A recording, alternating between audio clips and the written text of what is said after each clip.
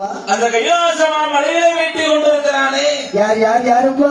இறப்பும் இல்லாமல் பிறப்பும் இல்லாமலை அணுவுக்கு அணுவாக இருக்கும் ஆதியும் அந்தமும் இல்லா அருள் பெறும் ஜோதியாக விளங்கி கொண்டிருக்கிறான். காளைகண்டன் கலைகண்டன் சங்கரன் என்று சதா சிவன் என்று நிமிடம் என்றும் நிருந்தரன் என்றும் உலக நாயகன் என்று சொல்லலாம் அல்லவா? வேணாம கொண்டு இருக்கிறானே இறைவனை நாடி இந்த தேவாதி தேவர்கள் எல்லாம் வருகிறார்கள் வருகிறார்கள். அந்த பொல்லாத ரிஷியாக இருக்கக்கூடிய துருபவாசன் சாபத்திற்கு இணங்க இணங்கி தெய்வ சக்தியான பெற வேண்டுமானால் இறைவனை நாடி வருகிறார். இறைவனை நாடி வருகிறார்கள். அங்க ஆண்டவன் பகவானிடத்திலே கேட்கிறார்கள், அப்பா என்ன என்ன கேட்கிறார்?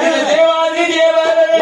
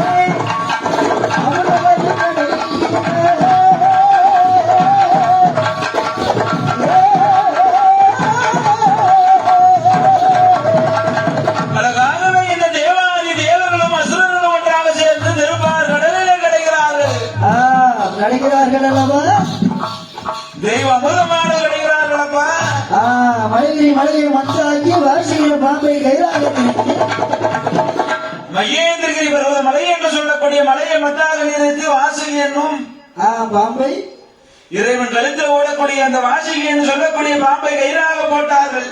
போட்டார்கள் அல்லவா? தேவாதி தேவர்கள் எல்லாம் ஆண்புறமாக இருக்கிறார்கள், அசுரர்கள் எல்லாம் தலைப்புறமாக இருந்து அமிர்தம் கிடைக்கிறார்கள். அமிர்தம் கிடைக்கின்ற தருணத்திலே அப்படி அமிர்தத்திலே உள்ள இருந்து யாரெல்லாம் பிறக்கிறார்கள் தெரியுமா? யார் யார் பிறக்கிறார்? அங்கு முதலாம் முறை கடையும் வேலை கடையும் வேலை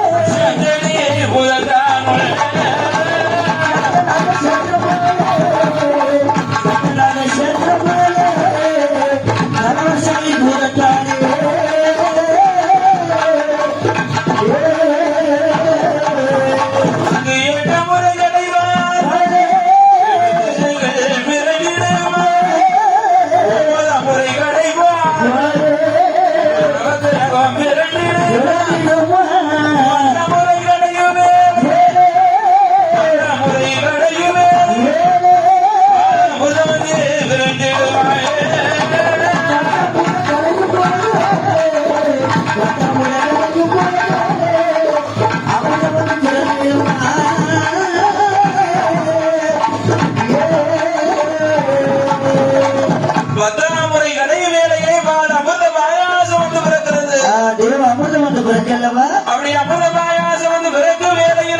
வேளையிலே தேவாதி தேவர்கள் அவர்களுக்கு என்று சொல்கிறார்கள், அப்படி அசுரர்கள் அவர்களுக்கு என்று சொல்கிறார்கள்.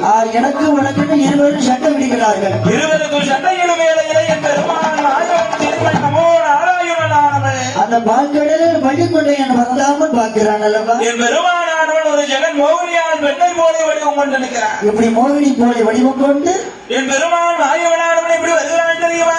எப்படியா வருகிறார்? ஒரு 1000 நாவுகள் படைத்த ஆதிசேஷனால் சொல்ல முடியாத அழகு நிறைந்த என்ன அழகு, மனத்தாட்சி போல ஒரு மோகினியால் பெண்ணை போல என் பெருமான் மகிழ்வண்ணனானவன் வந்து நிற்கிறான். நிக்கிறான்.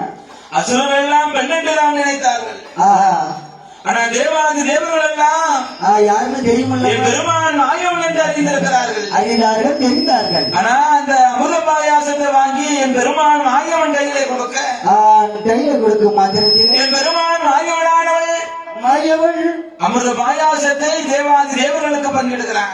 பங்கு விடுகிறான். ஆனா கோபம் கொண்ட அசுரனானவன் சண்டை போடுகிறான். போடுறான். பெண் என்று நினைத்தான், பெருமாள் என்று அறியாமல் சண்டை போடுகிறான். சண்டை போடுகிறான். ஆனா என் பெருமான் கையில இருந்து சக்கராயத்தை ஏவலிடுகிறான். வேலையில் அசுர